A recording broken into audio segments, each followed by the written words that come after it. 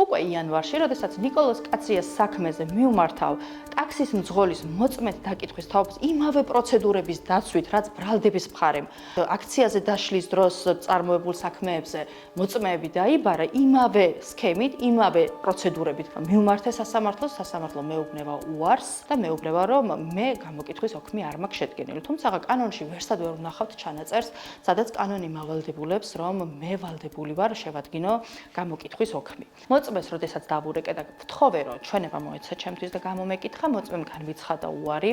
და მითხრა, რომ იცი რა არის, მე შვილი მყავს, ოჯახი მყავს და მეშინია, იმიტომ რომ დღესაც გამაჩერეს მე პოლიციამ და მითხრა, რომ ამ საქმეზე ვინმე ხო არ მაწუხებდა. მე არ ვარო დაცულიო მითხრა, მაგრამ სასამართლო თუ დამიბარებსო, მე მოვალო სასამართლოს და ვიტყვი ყველაფერსო. რა თქმა უნდა, შევადგინე სატელეფონო გასაუბრების ოქმი, მივმართე სასამართლოს თუ რა ინფორმაციას ფლობდა ეს მოწმე და სასამართლო მითხრა, რომ ეს სატელეფონო გასაუბრების ოქმი არ იყო საკმარისი და გამოკითხვის ოქმი უნდა შემედგინა და მოწმე, რომელიც პოლიციელებს ამხელდა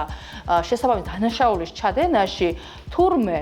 მე უნდა გავხსნა გამოკითხვის ოქმი, რომელიც საგამოძიებო მოქმედებაში მონაწილეობა კიდე არის ნებაყოფლობის და ძალით უნდა მივაღებინო მოწმე საგამოძიებო მოქმედებაში მონაწილეობა